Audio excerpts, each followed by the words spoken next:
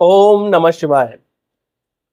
मित्रों, उपाय की सीरीज में हम वीडियो बना रहे हैं जिसका तीसरा पार्ट ये है। इसके पहले भी 2 पार्ट मैंने बनाए हैं, उन दोनों पार्ट को जरूर देखिए क्योंकि उसमें बहुत ही अद्भुत जानकारी ज्योतिषी उपाय से संबंधित और हमारे व्यक्तिगत जीवन से संबंधित, जिनमें आपको ऐसे उपाय भी बताए गए हैं जो आपके सौभाग्य को बढ़ाने वाले हैं।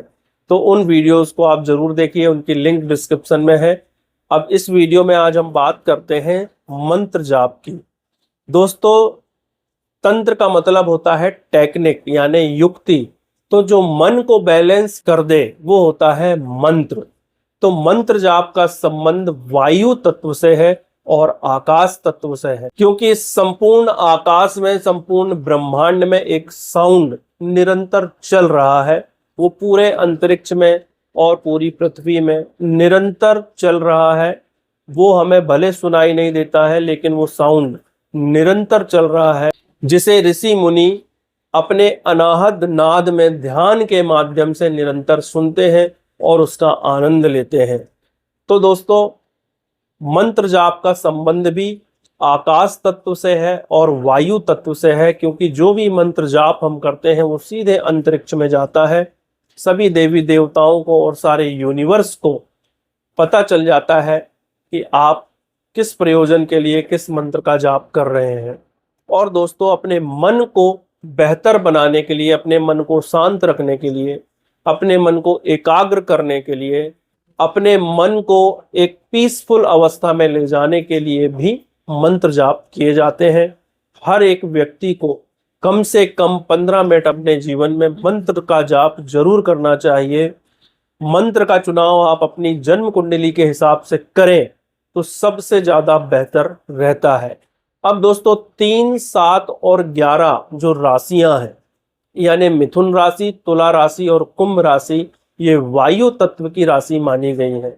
तो वायु तत्व की राशियों में जो ग्रह बैठे हुए हैं, उन ग्रहों से संबंधित मंत्रों का यदि आप जाप करते हैं और सही मंत्र का चुनाव करते हैं, जो शास्त्र सम्मत बताए गए हैं, जो शास्त्रों में दिए गए हैं, तो आपको इसके बहुत अद्भुत परिणाम देखने को मिलते हैं। आपका मन बहुत अच्छा होने लगता है। आपके जीवन में, आपके शरीर में, आपके चेहरे में, आपके घर में एक सकारात्मक ऊर्जा आने लगती है। आपका ऑरा बढ़ने लगता है, आपके अंदर तेज ओज की वृद्धि होने लगती है।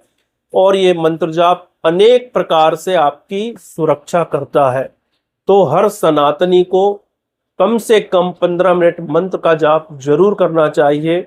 यदि आप ये जन्म कुंडली दिखाकर तय करते हैं तो सबसे ज्यादा अच्छा है, नहीं तो इन जनरल आप भगवान शिव के पंचाक्षरी मंत्र यानी ओम नमः शिवाय मंत्र का जाप कर सकते हैं। गायत्री मंत्र का जाप ओज, तेज, बल, वीर, बुद्धि, विवेक सब कुछ प्रदान करने वाला है, उसका जाप कर सकते हैं।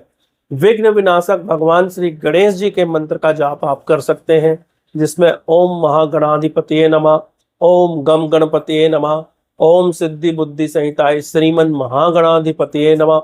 इनमें से किसी भी मंत्र का जाप कर सकते हैं। मंत्र छोटा होता है तो जाप करने में बहुत आसानी होती है और मन बोर भी नहीं होता है। तो इस तरह के मंत्र का चुनाव करें जो बहुत ज्यादा बड़ा ना हो। और दोस्तों, मंत्र जाप में हमेशा कंटिन्यू करिए, यानी निरंतरता रखिए। एक ही आसन का उपयोग करिए, एक ही स्थान का उपयोग करिए और एक ही समय का उपयोग करिए। यदि आपके जीवन में किसी भी तरह की समस्याएं चल रही हैं, तो समस्या के जो कारक ग्रह हैं वो हैं शनिदेव, राहुदेव, केतुदेव।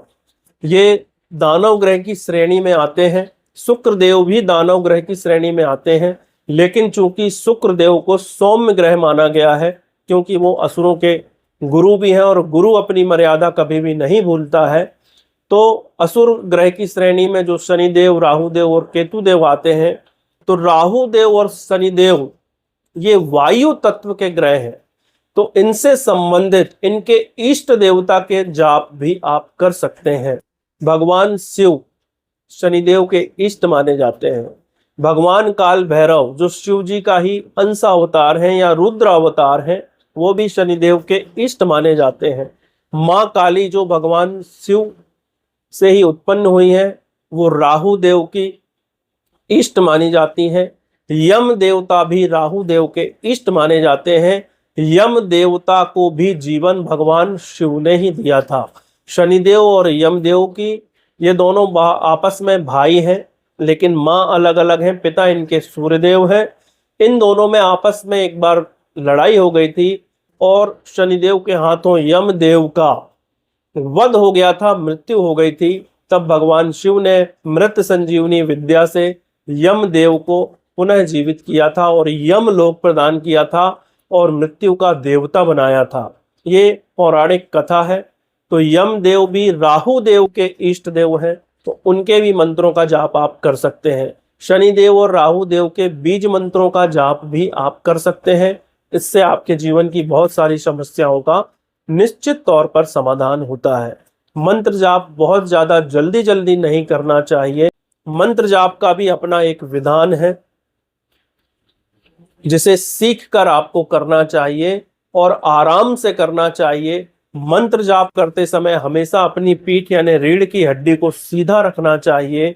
माला को पकड़ते समय फर्स्ट फिंगर को टच नहीं करना चाहिए और एक एक गुरिया धीरे धीरे मंत्र जाप पूरा होने पर घुमाना चाहिए। मंत्र जाप के समय ध्यान जरूर करना चाहिए। अब दोस्तों, ध्यान करने के लिए भी यहाँ पर आप ज्योतिष की सहायता ले सकते हैं। मीन राशि ध्यान की राशि मानी जाती है।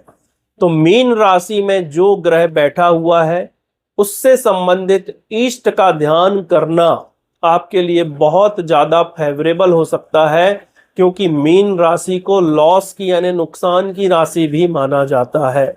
हॉस्पिटलाइजेशन यानी अस्पताल में भर्ती होना, जेल खाना, पागल खाना, अचानक नुकसान हो जाना, ये सारी चीजें मीन राशि और 12वें भाव से देखी जाती हैं।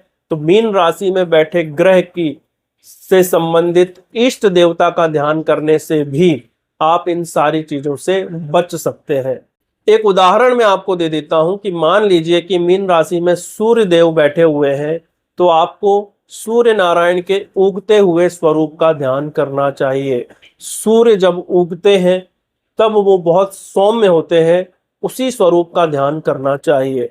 यदि आपने कुंडली नहीं दिखाई है या बिना ज्योतिष की सहायता के आप ध्यान करना चाहते हैं, तो 4-5 तरह के ध्यान का शास्त्रों में उल्लेख किया गया है, जिनमें ज्योति का ध्यान करना, यानी आपने दीप जलता हुआ देखा होगा, तो ज्योति का जो प्रकाश होता है उसका ध्यान कर सकते हैं। उगते हुए सूरज का ध्यान कर सकते हैं। अपने गुरु जिनसे आपने दीक्षा ली है उनका ध्यान कर सकते हैं। ओम का ध्यान कर सकते हैं।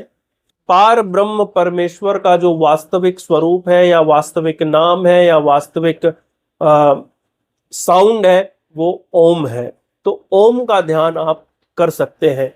तो दोस्तों, मंत्र जाप के साथ ध्यान का भी समावेश जरूर करें। उम्मीद है कि वीडियो में दी गई जानकारी आपको पसंद आई होगी। यदि आपने हमारे चैनल को अभी तक सब्सक्राइब नहीं किया है तो जल्दी से चैनल को सब्सक्राइब करें। वीडियो पसंद आते हैं तो इन्हें ज़्यादा से ज़्यादा लाइक करें, शेयर करें। कुछ पूछना है तो कमेंट करें। मिलते हैं अगले वीडियो में। ओम नमः शिवाय।